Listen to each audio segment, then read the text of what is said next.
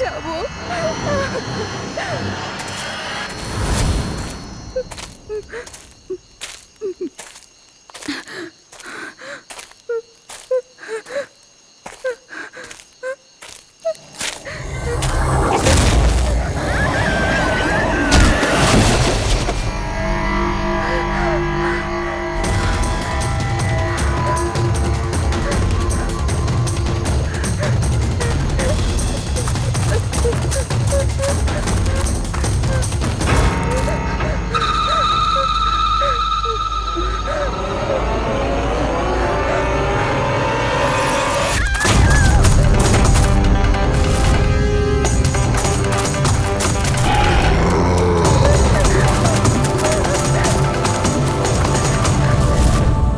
নিমি ঘুমিয়ে পড়েছে? হ্যাঁ, শুয়ে পড়েছে। আরে হিরাল, তোমায় খুব ডিস্টার্ব লাগছে। কি বলবো, 24 ঘন্টা হয়ে গেল আয়শা গেছে, না তোর ফোন লাগছে না ফোন করেছে। আমার না খুব টেনশন হচ্ছে, জানি না কোনো বিপদে না পড়ে যায় ও। দেখো হিরাল, এখনো বড় হয়ে গেছে। আমার মনে হয় তুমি ওর মায়ের মতো রিয়াক্ট করছো। নিজের প্রবলেম নিজে সলভ করতে পারবে ও, ছোট বাচ্চা নয় ও। রোহান, এরকম কিভাবে বলতে পারো? ছোট বোনও আমার, আমি ওর জন্য টেনশন করব না তো আর কে করবে? আর ওর আমাকে ছাড়া আর কে আছে এই দুনিয়াতে?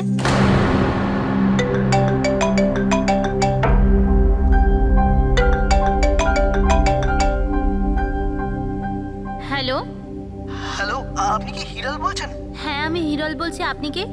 আমি মানিক। আমি আয়েশার সাথে কাজ করি। এখানে একটা বড় প্রবলেম হয়ে গেছে। প্রবলেম? আয়শার সাথে কি হয়েছে? দেখুন, ও জঙ্গলে কোথাও হারিয়ে গেছে। ওকে খুঁজেও পাচ্ছি না আর ফোনেও পাচ্ছি না। আর আমাদের ভয় হচ্ছে যে ওর কিছু হয়ে যায়নি তো।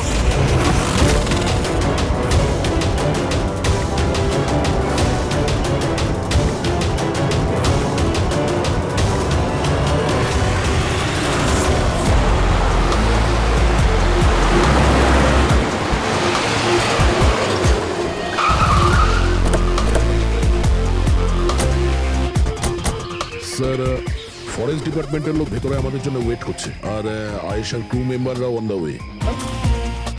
কিন্তু আপনারা এটা তো নিশ্চয়ই জানেন যে যে ওই লাশটা আয়শারই না অন্য কারণ।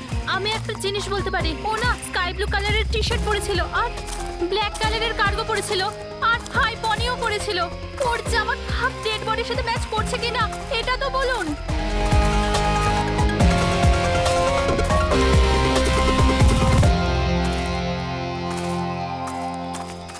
ও, আপনি সেই অফিসার? Yes sir.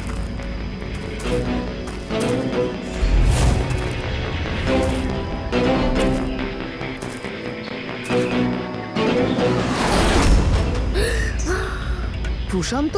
আরে এই তো প্রশান্ত। এক মিনিট, আপনারা কে আর ওকে কি করে চিনলেন? স্যার, আমি মানিক আর আমরা সবাই আয়েশার সাথে কাজ করি। আরে প্রশান্ত আমাদের গাইড।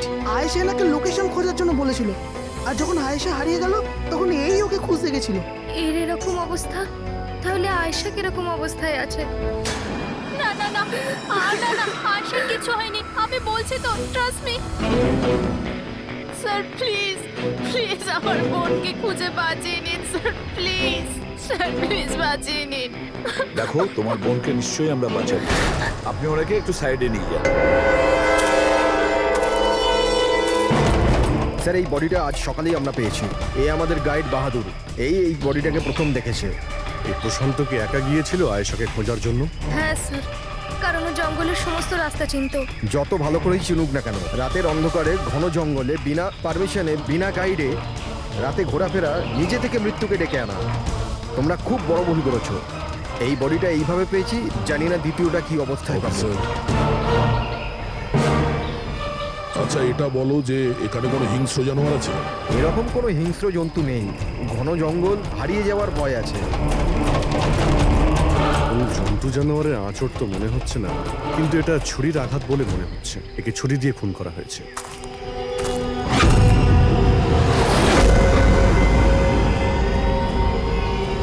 স্যার, হ্যাঁ পূরবী, স্যার এই ক্যামেরাটা পেয়েছি এখানে। এটা তো আয়শার ক্যামেরা। হ্যাঁ স্যার, এটা আয়েশা 3 দিন আগে কিনেছিল। এটা চালিয়ে একবার দেখো তো। স্যার এটা অনই হচ্ছে না। কেন? এটার ব্যাটারি ডাউন স্যার, আর আমাদের কাছে ডিভাইসও নেই এটা চিপ ইনসার্ট করার জন্য। ও মাই গড। আপনারা এইসব শেষ করুন, এগুলো পরে করবেন। আগে আমার বোনকে খুঁজুন। আপনারা বুঝছেন না কেন? হারিয়ে গেছে। আমরা খুঁজবো। অনেক বড় জঙ্গল ম্যাডাম, কমসে কম 2 দিন লাগবে পুরো জঙ্গল খুঁজতে। হ্যাঁ স্যার, সূর্যাস্ত হওয়ার পর আমরা কিচ্ছু করতে পারবো না।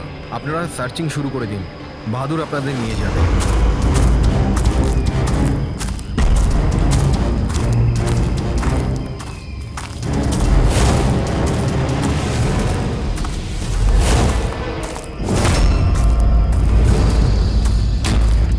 স্যার স্যার আমরা জঙ্গলের অনেক ভেতরে চলে এসেছি স্যার। স্যার এখানে কেউ আসা যাওয়া করে না স্যার। স্যার এক কাজ করি, আমরা ফিরে যাই, না হলে অন্ধকার নেমে আসবে। এখন তো অনেক আলো আছে, অন্ধকার হয়েছে কোথায়? স্যার ফিরতেও তো অনেকটা সময় লাগবে না স্যার? তো ওই হিসাবেই বললাম, এত দূর স্যার কেউ আসেই না। স্যার এখানে কিচ্ছু পাবেন না। আরে ভাই, যখন এত দূর চলে এসেছে একটু দেখে নি না ভাই? চলো চলো। আচ্ছা আচ্ছা।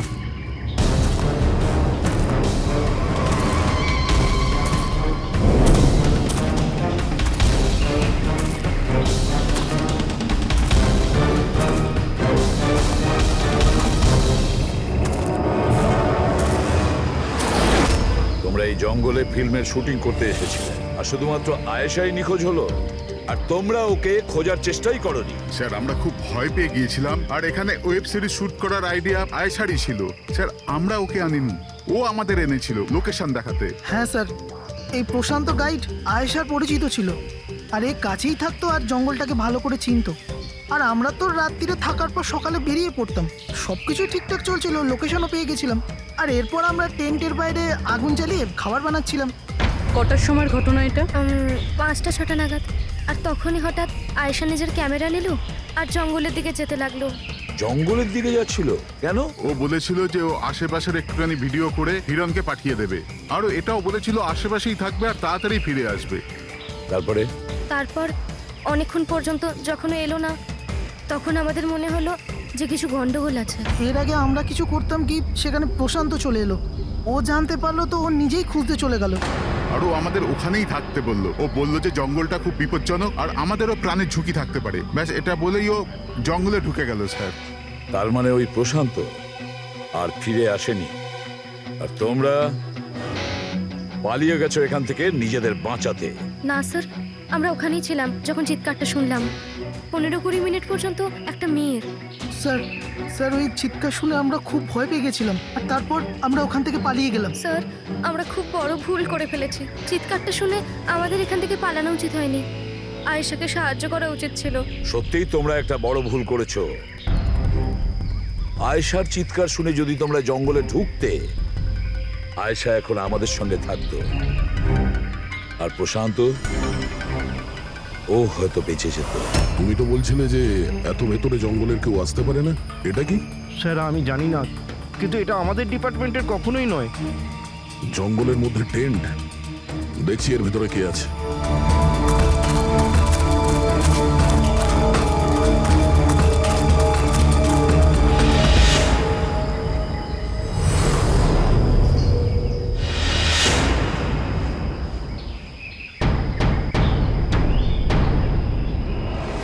এই কাপড় তো দেখে মনে হচ্ছে কাটা হয়েছে। টেন্ট পিছন দিক দিয়ে কেটেছে, তার মানে সামনে কোনো বিপদ ছিল।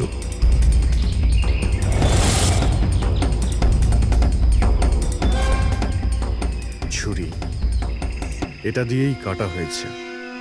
বাইরে গন্ডগোল হতেই পিছন থেকে কেটে পালিয়ে গিয়েছে।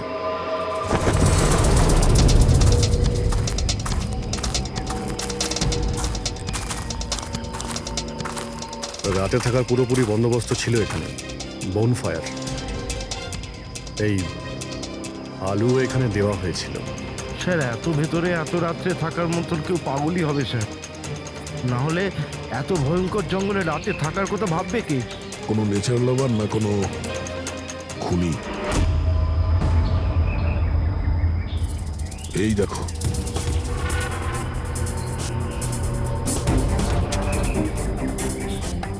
রক্ত মনে হচ্ছে এখানেই পাথরের ওপর কেউ বসেছিল। হতে পারে আগুন পোয়াচ্ছিল আর কেউ ওর ওপর হামলা করেছে। এটা দেখে টেন্টের মধ্যে যে ছিল সে পালিয়ে গেছে। চলো আগে গিয়ে দেখি। স্যার স্যার সূর্য অস্ত যাচ্ছে স্যার, ফিরতেও 2 ঘন্টা কমসে কম লাগবে। ফিরে যাই স্যার। ঠিক আছে, কালকে আবার আসবো। স্যার আমরা আয়েশার টিমকে এই ছবিগুলো দেখিয়েছিলাম। ওরা বলল যে এই টেন্ট ওদের ক্যাম্পের নয়। স্যার, হ্যাঁ পুরবি, আয়শার ক্যামেরার চিপ। হিরালদি, তুমি এটা মিস করলে। আমি তোমায় বলেছিলাম না আমার সাথে এসো। জানো এখানে এত বেশি গ্রিনারি আছে। লুক এট দিস, এতগুলো গাছ। It's so beautiful. দিদি আমি হাঁপিয়ে গেছি। মনে হচ্ছে আমি জঙ্গলের অনেক ভেতরে এসে গেছি। জঙ্গল তো পুরো একই রকমের না? আমি রাস্তা খুঁজে নেব, খুব একটা মুশকিল নয়।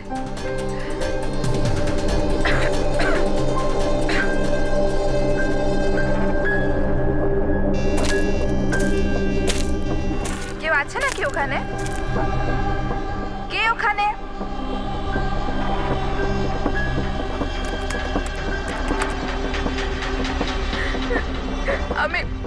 আমি ফেঁসে গেছি এখানে। আমি কিছু বুঝতে পারছি না এখান থেকে আমি কি করে বাইরে যাব। আই এম সরি দিদি, আমার এখানে আসা উচিত হয়নি। আমার মনে হচ্ছে না যে আমি এখান থেকে বেঁচে ফিরতে পারবো। আমায় ক্ষমা করে দিও।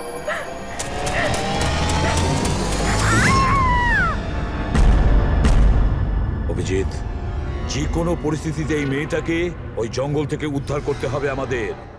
বস, হ্যাঁ সালুকে। বস, আয়েশা যে জিনিসগুলো রোজ ব্যবহার করত, আমি সেই প্রত্যেকটা জিনিস থেকে ডিএনএ স্যাম্পল নিয়েছি। কিন্তু আশ্চর্যের ব্যাপার, কোনো স্যাম্পলই আয়েশার ডিএনএ এর সঙ্গে ম্যাচ করছে না। কিন্তু হ্যাঁ, খুনির ব্যাপারে একটা খুব গুরুত্বপূর্ণ সূত্র পেয়েছি। সেটা কি স্যার? বস, এই ডিএনএ প্রোফাইলটা দেখো। এই দুটো ডিএনএ প্রোফাইলই দুটো আলাদা আলাদা লোকের। কিন্তু অদ্ভুত ব্যাপার হচ্ছে যে দুটো প্রোফাইলই আমি একই লোকের শরীর থেকে পেয়েছি, প্রশান্ত শরীর থেকে। প্রশান্তর শরীর থেকে? হ্যাঁ বস। সেটা কিভাবে? প্রশান্তর মৃত্যু অগণিত ছুরির আঘাতের জন্য হয়েছে, আর ওর শরীরে যে খাবার চিহ্নটা আছে সেটা আসল নয়, তৈরি করা হয়েছে নকল। আর সবচেয়ে আশ্চর্যের ব্যাপার হচ্ছে যে প্রশান্তের লাশের থেকে আমি ওর রক্ত ছাড়া আরো কারো রক্ত পেয়েছি। এখন এই রক্তটা কোনো পুরুষের না নারীর সেটা আমি বলতে পারবো না, কারণ ওই রক্তটা প্রশান্ত রক্তের সঙ্গে মিশে গেছে। কিন্তু একটা কথা ঠিক বস, এই রক্তটা তখনই বেরিয়েছে যখন প্রশান্ত রক্ত বেরিয়েছে। অভিজিৎ, দয়া, নিশ্চয়ই এটা খুনিরই রক্ত। খুনি প্রশান্তর ওপর হামলা করে আর তখন নিজেকে বাঁচানোর জন্য প্রশান্ত ওর সঙ্গে মারামারি করে, আর খুনির রক্ত প্রশান্ত শরীরে লেগে যায়। তবে খুনিরও গুরুতর আঘাত লেগেছেন। সামান্য আঘাতে এত রক্ত বেরোবে না তার। তার মানে খুনির শরীরে এখনো আঘাতের চিহ্ন থাকা উচিত। আরো একটা কথা বস, কি? টেন্টের পাশে যে পাথরের উপর রক্তের ছাপ ছিল সেই রক্তটা প্রশান্তরই। তার মানে পুরো ব্যাপারটাই ওই তাঁবুর আশেপাশে ঘটেছে।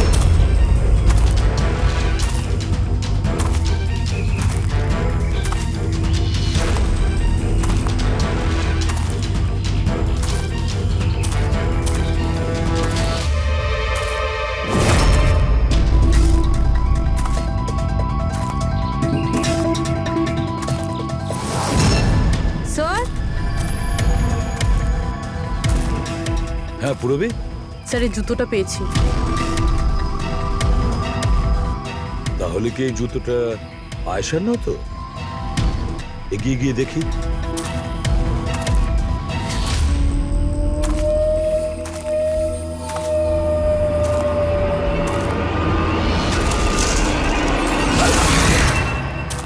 স্যার, হ্যাঁ এই দেখুন স্যার।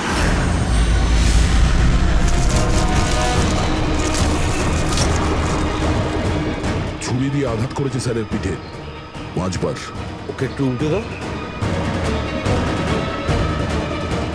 এ তো আয়েশা। ফেসটা তো পরিষ্কার দেখছি অভিজিৎ, না কোনো আঘাতের চিহ্ন, না কোনো কাটা দাগ। কিন্তু ওই ভিডিওতে যে দেখলাম, হ্যাঁ স্যার, ভিডিওতে এর মাথায় আঘাত লেগেছিল, রক্ত বেরোচ্ছিল। এখানে তো আঘাতের কোনো চিহ্নই নেই, একদম পরিষ্কার। তার মানে হলো ওই ভিডিওটা নকল। মানে আয়েশা অ্যাক্টিং আর মেকআপ দিয়ে দেখানোর চেষ্টা করেছিল যে ওকে কেউ মারতে চাইছে, খুন করতে চাইছে। কিন্তু এটা কেন করবে? স্যার, কেউ হয়তো মজা করবে, আর না হলে কোনো ভয়ঙ্কর পরিস্থিতি থেকে বাঁচার জন্য নাটক করছে। আর দুটো অবস্থাতেই এর মিথ্যেটা সত্যি হয়ে যায়। আর ও যা কিছু করেছিল, কেন করেছিল, সে তো বন্ধু আর আত্মীয়রাই বলতে পারবে। সবাইকে ডেকে নাও। প্যাড্রিক, আয়েশার সমস্ত ফোন রেকর্ড চেক করো। দেখো এই ঘটনাটার পরে ও কাদের কাদের সঙ্গে কথা বলেছিল আর তারা সেই মুহূর্তে কোথায় ছিল।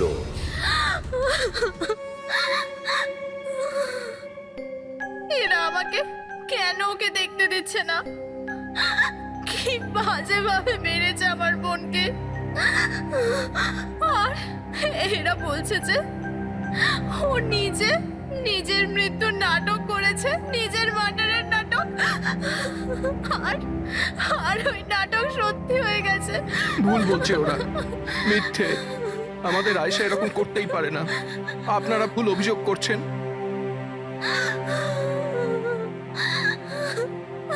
দেখুন,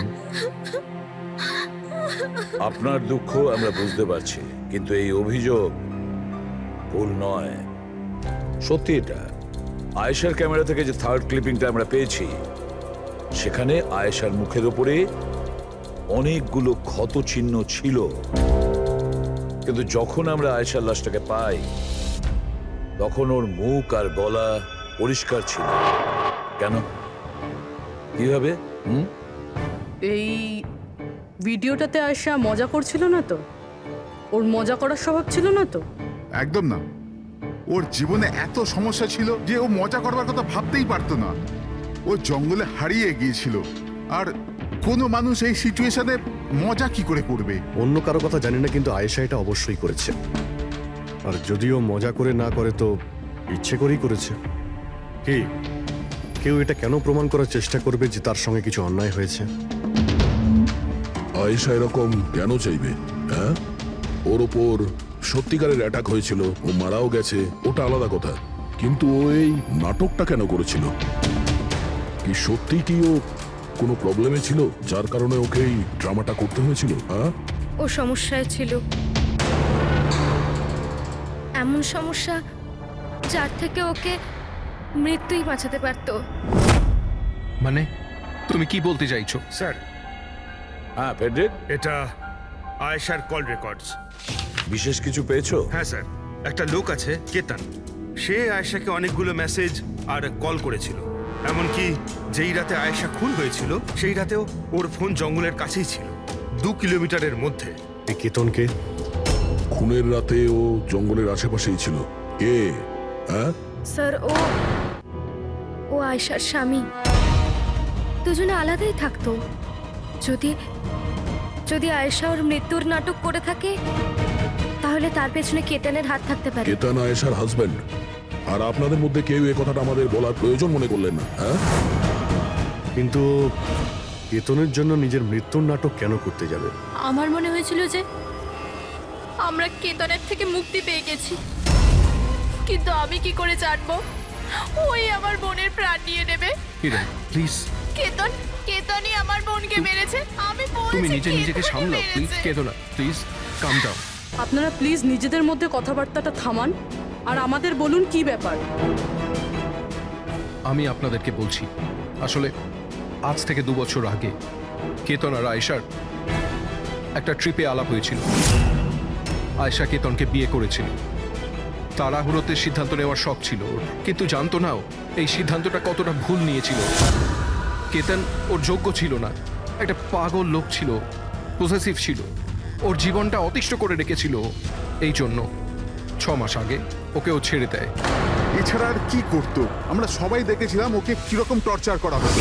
মানিক, আজকে সব অডিশনে ক্যামেরাতে আছে। স্ক্রিনে প্লে কর, স্যারকে দেখাতে হবে। আর আয়েশা এক্ষুনি এসে যাবে। ঠিক আছে। আয়েশা, আয়েশা, কি হয়েছে? Are you okay? আয়েশা তুই ঠিক আছিস? কি করে হলো এসব? কে করলো এসব? আরে তোমরাও না কত প্রশ্ন করো, কিচ্ছু হয়নি আমার। আসলে কি হয়েছে, ওই তাড়াতাড়িতে সিঁড়ি দিয়ে নামছিলাম আর পা পিছলে গেছে। চুপ কর আয়েশা, কত কভার আপ করবি? আমি তো এটা বুঝতে পারছি না, তুই ছেড়ে দিচ্ছিস না কেন ওই মানুষটাকে? আমি ছেড়ে দিলেও ও আমায় ছাড়বে না। আরে আইন বলে কিছু আছে নাকি? পুলিশের হাতে তুলে দিও ওকে। কেউ ওর কিচ্ছু করতে পারবে না। ওকে যদি পুলিশে ধরেও নিয়ে যায়, ও সেখান থেকেও চলে আসবে আর আমাকে খুঁজে বার করবে, তারপর আমায় ছাড়বে না। কখন থেকে ফোন করছি তোকে আমি? হ্যাঁ, ধরছিলিস না কেন? এখানে বসে টাইম পাস করছিস? হ্যাঁ না কেতন, তোর এত সাহস কি করে হলো? কেতন আমি ডাক্তারের কাছে গেছিলাম, তাই ফোন সাইলেন্ট ছিল, অন করতে ভুলে গেছি। ওকে, ডক্টর, হ্যাঁ আজকাল খুব বেশি যাচ্ছিস না ওর কাছে? কেতন কি বলছো? এরকম কিচ্ছু নয়। আর তুমি বললে আমি ডাক্তারের কাছে আর কোনোদিন যাবো না। আমাকে প্লিজ ছেড়ে দাও, আমাকে ক্ষমা করে দাও। তোকে তোর যোগ্যতা দেখাই, চ। কি করছো এসব? ছাড়ো ওকে। এই, নিজের কাজে মন দে, বুঝেছিস? এনাফ। এনাফ। মানুষ না, এই কেতন তো জানোয়ার। তোমরা কেতনের ব্যাপারে আমাকে আগে বলনি কেন? আপনারা যা বললেন সেটা শুনে তো মনে হচ্ছে কেতনই আমাদের প্রাইম সাসপেক্ট। মনে হচ্ছে কেতনের কারণেই সেটা করেছে। আর কেতন আয়েশার অভিনয়টাকে বাস্তবে পরিণত করেছে। যদি যদি তোমরা কেতনের ব্যাপারে আমাকে একটু আগে জানাতে পারতে। গত 6 মাস ধরে আয়েশা আমাদের সাথেই ছিল, আর এর মধ্যে একবারও তো কেতনের সাথে দেখাও করেনি। আর শহর থেকে এত দূরে জঙ্গলে আসতে পারে সেটা তো আমরা ভাবিইনি। এই ধরনের পাগল আর সন্দেহবাতিক লোক যে কোনো কিছুই করতে পারে। হ্যাঁ, কেতনের অ্যাড্রেস আর টেলিফোন নাম্বারটা আমাদের দেবেন।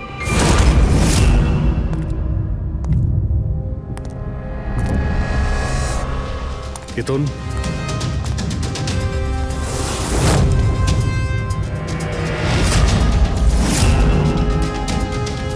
স্যার, এই ফটোগুলো দেখে তো মনেই হচ্ছে না যে দুজনের মধ্যে কোনো ঝামেলা ছিল। আপনারা? কেতন আয়েশার স্বামী। পুলিশ। সিআইডি। আপনারা কি করতে এসেছেন এবার? আমার আয়েশা চলে গেছে, আমার জীবন বরবাদ হয়ে গেছে। আপনারা কি চান আমার থেকে? ইনফরমেশন তোমার আর আয়েশার ব্যাপারে। শুনেছি তুমি নাকি খুব বিরক্ত করতে ওকে। স্যার, আমি ওকে অনেক ভালোবাসতাম, নিজের থেকেও বেশি। সেই কারণে ওকে টর্চার করতে, মারতেও? হ্যাঁ, আমি কারো টর্চার করবো ওকে? তোমার কাছ থেকে বাঁচার জন্য কোর্টের কাছে সাহায্য চেয়েছিল, তাও তুমি ওকে বিরক্ত করা বন্ধ করোনি। স্যার, মিথ্যে কথা এসব, এরকম কিছুই ছিল না। মিস্টার কেতন, রেকর্ড আছে আমাদের কাছে। তুমি বারবার ওকে ফোন করে আর মেসেজ করে হুমকি দিয়েছিলে। আর এটাও কাউকে বলেওনি, আমরা জেনে গেছি। আর তাছাড়াও গত 6 মাস ধরে তুমি হেরাল আর রোহানের ঘরের আশেপাশে ঘোরাফেরা করছিলে। আর যে রাতে আয়েশা খুন হয়েছে ওই রাতে তুমি ওই জঙ্গলেই ছিলে। এগুলো তোমার ফোনের লোকেশন থেকে পাওয়া গেছে। নিজের অপরাধটাকে লুকানোর চেষ্টা করো না, কোনো লাভ হবে না। আর এই ডবল মার্ডারে খুনিরও প্রচুর আঘাত লেগেছে। এই কি করে লাগলো তোমার? স্যার, এই আঘাতটা ওই দিন ঝোপেতেই লেগেছিল, কিন্তু এরকম কিছুই নয় যেটা আপনারা ভাবছেন। স্যার, আমি আয়েশাকে মারিনি। স্যার, আমি মানছি যে আমি ওই দিন জঙ্গলে গিয়েছিলাম, কিন্তু স্যার আমি তো শুধু ওর সাথে কথা বলার জন্য গিয়েছিলাম। স্যার, পুরো 6 মাস হয়ে গেছে, আমি ওকে দেখিনি পর্যন্ত। খুব মিস করতাম স্যার ওকে, ওর সাথে দেখা করতে চাইতাম, ওর সাথে কথা বলতে চাইতাম, যাতে ওকে বাড়িতে ফিরিয়ে আনতে পারি, যাতে আবার টর্চার করতে পারো। না স্যার, আমি বদলে গেছি স্যার। স্যার, আমি তো এটাই বলতে চেয়েছিলাম, কিন্তু যখন আমি জঙ্গলে গেলাম দেখলাম যে ও অন্য কারোর সাথে যাচ্ছে জঙ্গলের ভেতর। স্যার, আমি কি করতাম স্যার? আমি এমনিতেই মাথা গরমের লোক, আমি ভাবলাম বেকার বেকার ঝামেলা তৈরি হবে, সেই জন্য আমি চুপচাপ বাড়ি ফিরে এলাম স্যার। স্যার, ট্রাস্ট মি, আমি কিচ্ছু করিনি, আমি মারিনি ওকে স্যার। দেখো কেতন, তুমি এখনো আমাদের সন্দেহের তালিকায় আছো। যতক্ষণ এই কেসটা শেষ না হচ্ছে তুমি হেফাজতে থাকবে। স্যার, এই কেতনের কাছে কিন্তু আয়েশাকে মারার মোটিভ ছিল, ও তো বেঁচে গেছে। এবার বাকি রয়েছে এরা সবাই। হিরাল, সায়রা, অজিত, মানিক আর রুহান, এরা কি সবাই আয়েশার আপনজন ছিল? এদের কি মোটিভ হতে পারে? কারণ এদের মধ্যে তো কোনো প্রবলেম নজরে পড়ছে না।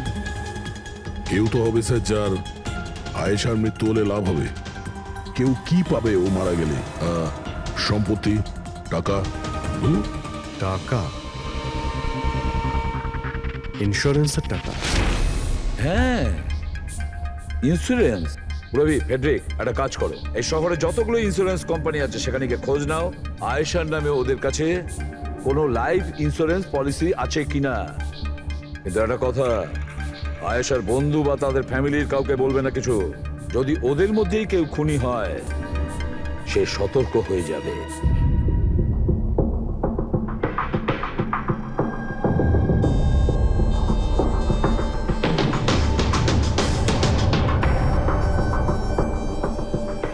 ওকে, thanks sir.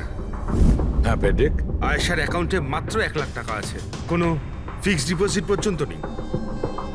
Sir, Tanisha insurance private লিমিটেডের কাছে আয়েশার নামে একটা বীমা পলিসি রয়েছে 50 লাখ টাকার। ও আচ্ছা। আর এই টাকা আয়েশার ভাগ্নি, মানে ও দিদি আর জামাইবাবুর মেয়ে নিমিষা পাবে। আচ্ছা, তাহলে এই ব্যাপার। স্যার, আসলে আপনারা কি চাইছেন? আমার যা জানা ছিল আমি সবকিছু বলে দিয়েছি। আর আপনারা জানেন আমার স্ত্রীর শরীর কতটা খারাপ। এখন আমার ওর সঙ্গে থাকা উচিত, আর আপনারা আমাকে এখানে আটকে রেখেছেন। স্যার, বলার কি বাকি আছে? সব বলে দিয়েছি। অনেক কিছু বাকি আছে। তুমি একটু বেশি কথা বলো, সেই জন্য যা কিছু প্রশ্ন করব ঠিক তারই উত্তর দেবে। এই তোমার ওইখানে যে ফ্যাক্টরিটা আছে ওটা তো বাজেয়াপ্ত হতে চলেছে। এর লোন তুমি শোধ করতে পারোনি কি? হ্যাঁ, কিন্তু আপনারা এগুলো কেন জিজ্ঞাসা করছেন? আপনারা এগুলো কি করে জানলেন? প্রশ্ন নয়, শুধু উত্তর।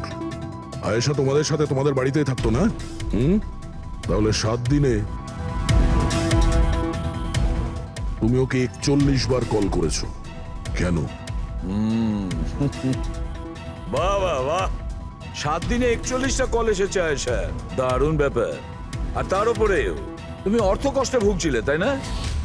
আর আয়েশার মৃত্যুর পরে তোমার ছোট বাচ্চা টাকা পেত 50 লক্ষ টাকা।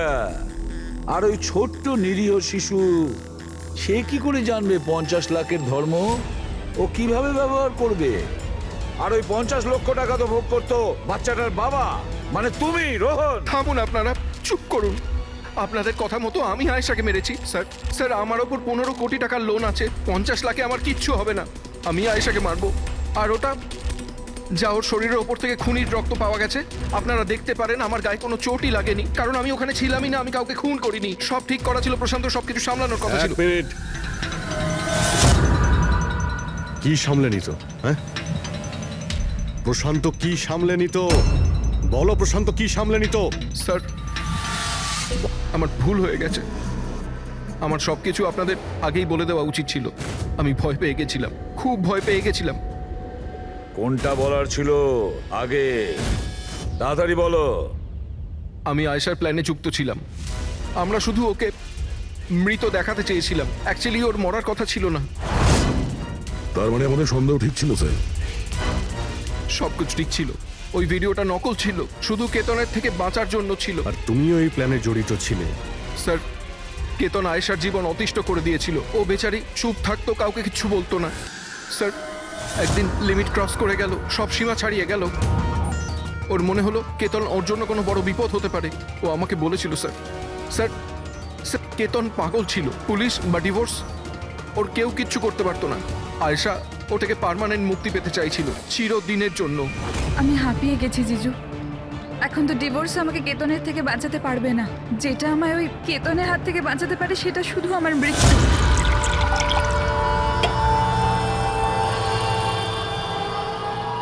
আয়েশা, এটাই যদি একমাত্র রাস্তা হয় তাহলে এটাই ঠিক।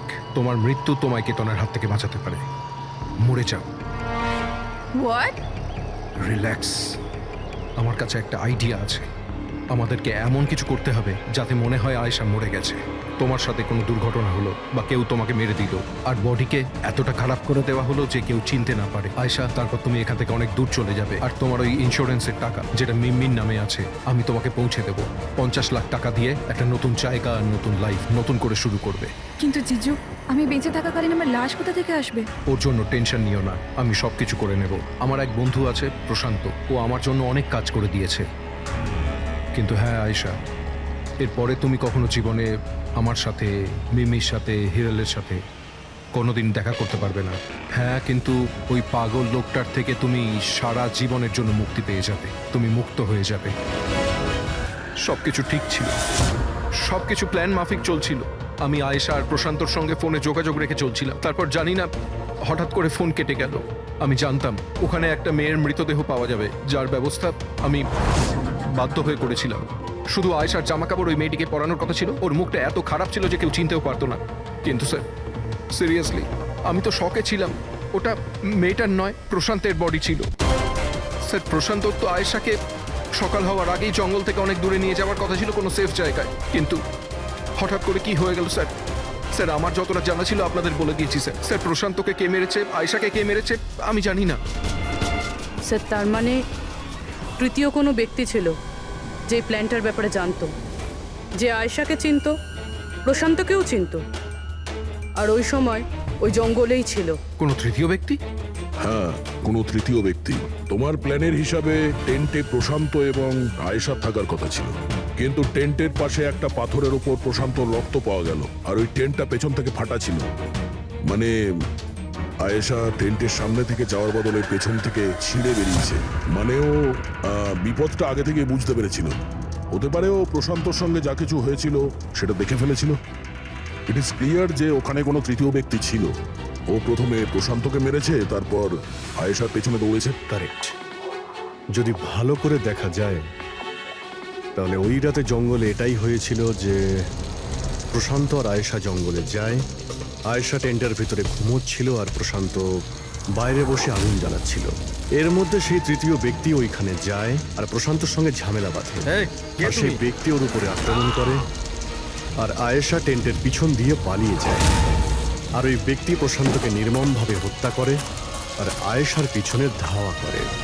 তাহলে তৃতীয় ব্যক্তিটা কে, যে আমাদের প্ল্যানের ব্যাপারে জানতো আর জঙ্গলকেও ভালো করে জানতো, তাই এত রাতে টেন্টে পৌঁছেছিল? হ্যাঁ, এই সমস্ত চিন্তা আপনি করবেন না রোহন বাবু। এই তৃতীয় যে আছে না, তাকে তো আমরা ধরেই ছাড়বো। হ্যাঁ,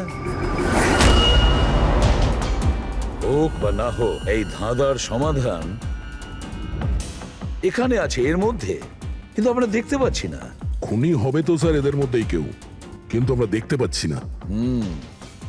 রবি, ওই ক্লিপিংটা চালাও যেটা আমরা আয়েশার ক্যামেরা থেকে পেয়েছিলাম, ফার্স্ট ক্লিপ।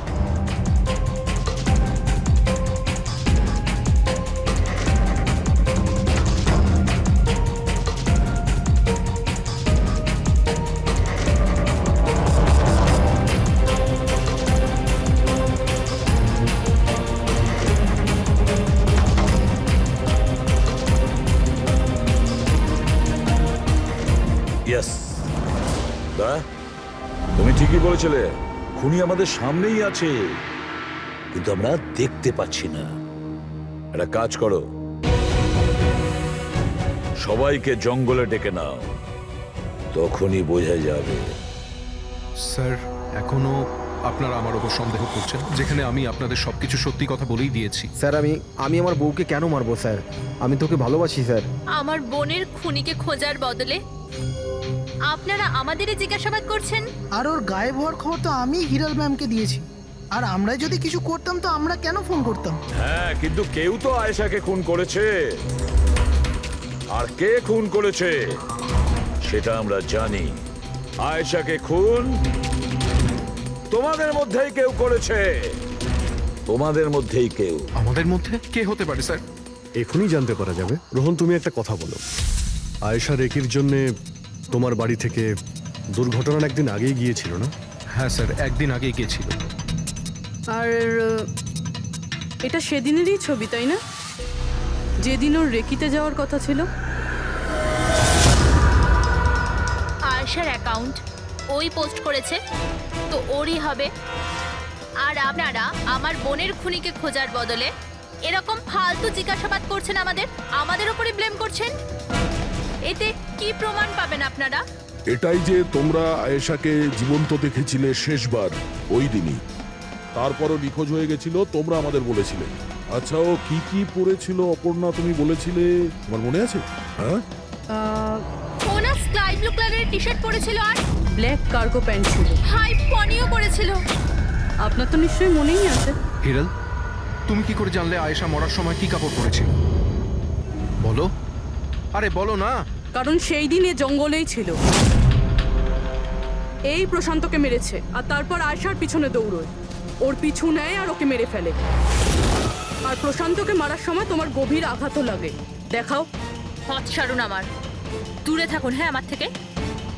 একে তো আপনারা আমার বোনের খুনিকে খুঁজে পাচ্ছেন না, তার উপরে আমার উপরে অভিযোগ দিচ্ছেন। হ্যাঁ, ব্যাস,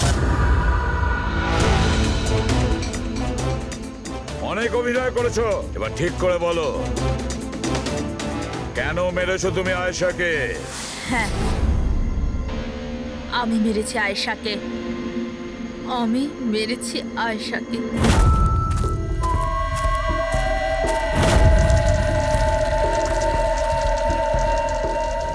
হিরাল ম্যাম, আপনি? আসতে বলো। আয়েশা না উঠে পড়ে। ইনফ্যাক্ট আমি বলছি যে ওকে সব সময়ের জন্যই না ঘুম পাড়িয়ে দাও। এটা কি বলছেন ম্যাডাম? রোহান তো তোমাকে আয়েশাকে সুরক্ষিতভাবে এই জঙ্গল থেকে বাইরে বার করার জন্য কত টাকা দিয়েছিল? 2 লাখ টাকা। আমি না তোমাকে 5 লাখ টাকা দেব আয়েশার প্রাণ নেয়ার জন্য। হিরাল ম্যাম, এসব কি বলছেন? আয়েশা ম্যাডাম আপনার বোন, আর আমি ওকে বাঁচানোর সওদা করেছি। আমি ওর সাথে বেইমানি করতে পারবো না।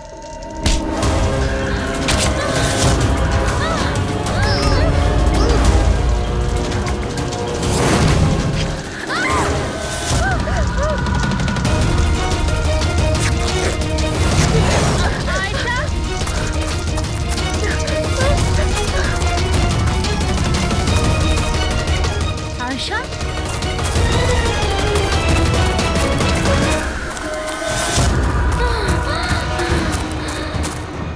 আয়েশা, আমার কাছে আয় আয়েশা। আমি তোকে বাঁচাতে এসেছি আয়েশা। ও তোকে ঠকাচ্ছিল আয়েশা। তোর ইন্স্যুরেন্সের টাকার জন্য তোকে মারতে চেয়েছিল আয়েশা। আমার বোন।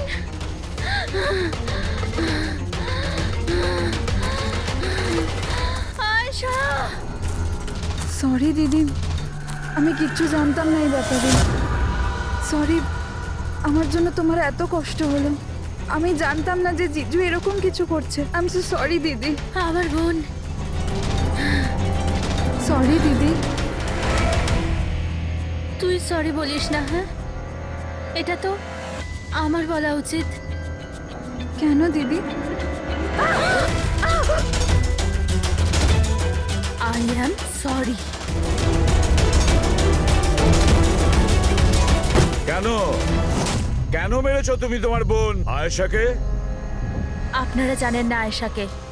ও সবসময় না সবার প্রিয় হয়ে এসছে। ভালোবাসার আয়েশা। সবাই ওকে ভালোবাসতো, আমাকে নয়। মা, বাবা, আমার সব বন্ধু, ইনফ্যাক্ট রোহান, আমার মেয়ে নিম্মিও আমার থেকে বেশি ওকে ভালোবাসতো। ও রোহানকেও আমার থেকে ছিনিয়ে নিতে চেয়েছিল। আমি রোহান আর নিম্মিকে নিজের থেকে দূরে যেতে দেখতে পারতাম না। না, আপনি বলুন আমি কি করতাম? আমি ভাবলাম সবসময় ও আমাকে হিংসা করে না, জিতেওছে সবসময়।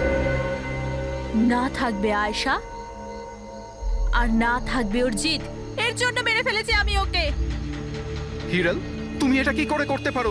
আরে আয়েশা তোমার ছোট বোন ছিল, আমাকে বড় দাদার মতো দেখতো। আমি ওর সাথে এগুলো কখনো স্বপ্নতেও ভাবতে পারি না। আমার লজ্জা লাগে তোমাকে আমার স্ত্রী বলতে। রোহান, তোমার ভুল নেই এতে। সব ভুল ওই আয়েশার। ওই সব করছিল। ও না তোমাকে আমার থেকে ছিনিয়ে নিতে চেয়েছিল, কিন্তু এখন তো এটা হবেই না। এবার তো তোমাকে কেউ আমার থেকে কেড়ে নিতে পারবে না। খুব বড় ভুল করেছো তুমি। তোমার সন্দেহ, তোমার ইনসিকিউরিটি একটা নিরীহ মানুষের প্রাণ নিয়েছে, প্রশান্ত গাইডের। আর তাছাড়াও তুমি তোমার আপন বোনকেও মেরেছ। আইন তোমাকে কঠোর থেকে কঠোরতম শাস্তি দেবে।